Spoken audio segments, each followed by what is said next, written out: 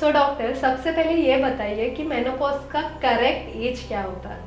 Menopause ये एक natural process है जो हर लेडी के लाइफ में आती है। मेनोपॉज यानी 12 कॉन्जिक्यूटिव मंथ्स तक पीरियड्स या महीना ना आना या फिर वजाइनल ब्लीडिंग या स्पॉटिंग ना होना। मेनोपॉज जो है वो 45 से 55 एज तक आता है, लेकिन आजकल हमें ये जल्दी भी दिख सकता है, यानी बिफोर 45 भी हमें मेनोपॉज दिख सकता है। या फिर ऐसा भी है कि जैसे आजकल पीरियड्स जल्दी आ रहे हैं तो उनका मेनोपॉजल एज भी जल्दी होगा। तो मेनोपॉज के दौरान एक वुमेन के बॉडी में काफ़ी सारे चेंजेस होते हैं, तो if you can describe those changes और what are the symptoms of menopause? Basically सबसे इम्पॉर्टेंट ये है कि हम इसे सिम्टम्स नहीं कह सकते। Menopause is not a disease. सब ध्यान दे के सुनिए, it is not a disease. ये एक लाइफ फेज़ है जो नेचुरली हर लेडी के लाइफ में आती ही है। तो हम मेनोपॉज को डिजीज़ नहीं बोलेंगे। तो इसमें क्या क्या बॉडी में चेंजेस होते हैं, ये बहुत ही इम्पॉर्टेंट क्वेश्चन है और सबको ये पता होना चाहिए कि क्या क्या चेंजेस होते हैं। Few ladies are really very blessed कि उनको पता ही नहीं चलता है कि पीरियड्स कब चले गए, और ये जनरली हमारे पहले जनरेशन में होता था। लेकिन आजकल हमें ये मेनोपॉजल चेंजेस बहुत ज़्यादा दिखने लगे हैं और ये फिजिकल, मेंटल, साइकोलॉजिकल, सोशल सभी लेवल्स पे होते हैं।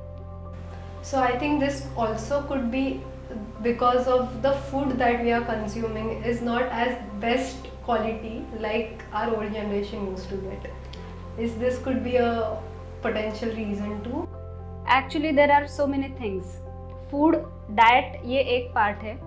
उसके साथ ही जैसे डाइट है, हमारी लाइफस्टाइल है, स्ट्रेस लेवल है, ये सभी चीज़ें इसमें अफेक्ट करती है। मेनोपॉजल चेंजेस में सबसे इम्पॉर्टेंट आता है इरेगुलर मेंसेस, कि जैसे अगर हम 30 डेज़ का महीना पकड़ेंगे तो 30 डेज़ के जल्दी आना या फिर लेट आना, यानी 15 डेज़ में भी आ सकते हैं या फिर 2 महीने 3 महीने का भी गैप जा सकता है। तो ये इरेगुलर मेंसेस जो है ये बहुत ही इम्पॉर्टेंट चेंज हमें मेनोपॉजल फेज में दिखता है। फिर आता है changes in menstrual cycle, shorter या फिर लॉन्गर मेंस्ट्रुअल साइकिल, यानी 2 दिन पीरियड्स आना, फ्लो होना, या फिर 7 दिन से भी ज़्यादा फ्लो होना, ये मेंस्ट्रुअल साइकिल में चेंजेस आते हैं। तो जो ये PCOD है और PCOS के पेशेंट्स हम देखते हैं, तो उनमें ऐसा कुछ है कि ज़्यादा मेनोपॉजल सिम्टम्स दिखेंगे? बिल्कुल, जैसे PCOD, PCOS ये एक है, फाइब्रॉइड रहता है या फिर एंडोमेट्रियोसिस रहता है। ये सभी चीज़ें जो हम पहले during menstrual phase, menstrual cycle जो हमें सिम्टम्स दिखते हैं वो सभी अफेक्ट करेंगे मेनोपॉजल एज में।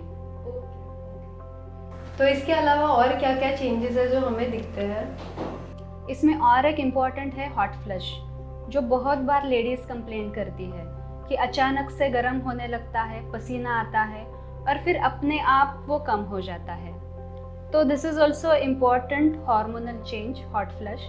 नाइट स्वेट्स भी होते हैं, जैसे रात को नींद में अचानक से बहुत ज़्यादा पसीना आना और फिर वो अपने आप ही कम हो जाना। मेनोपॉज में साइकोलॉजिकल ट्रिगर्स भी आते हैं। उसमें है मूड स्विंग्स, जैसे चिड़चिड़ापन, एंग्जाइटी, डिप्रेशन, किसी से बात नहीं कर पाना, अकेले बैठे रहना, बीच में ही रोने लगना, या फिर एंगर इमीडिएटली ट्रिगर हो जाता है। और ये सब चीज़ें जो है ये पता नहीं चलती है कि ये क्यों हो रहा है, या फिर हमें ये भी नहीं पता चलता कि this is because of menopause. तो ये समझना बहुत इम्पॉर्टेंट है कि आपके साइकोलॉजिकल चेंजेस क्या हो रहे हैं। Correctly said, because one of my friend's mother is currently facing menopausal symptoms and she is worried कि मेरी why is she going into depression? ऐसे पहली बार हो रहा है कि she is going into depression and all this stuff. So it is also a new thing for her. So she is stressed कि ऐसा क्यों हो रहा है. So now I get to know and inform her definitely. Menopause में और भी बहुत सारे चेंजेस होते हैं, जैसे frequent UTI, urinary tract infections, बार बार वॉशरूम को जाना, ईचिंग, डिस्कम्फर्ट ये होता है, या फिर स्लीप डिस्टर्बेंस होता है, vaginal dryness, discomfort, reduce sex drive ये भी हमें दिखता है। डाइजेस्टिव इश्यूज भी बहुत सारी लेडीज़ फेस करती है, भूख कम लगना, loose motions, constipation, acidity, food cravings जैसे मीठा खाने का मन होना या फिर बहुत स्पाइसी खाने का मन होना, या ऐसे बहुत सारे डाइजेस्टिव इश्यूज हमें आ सकते हैं।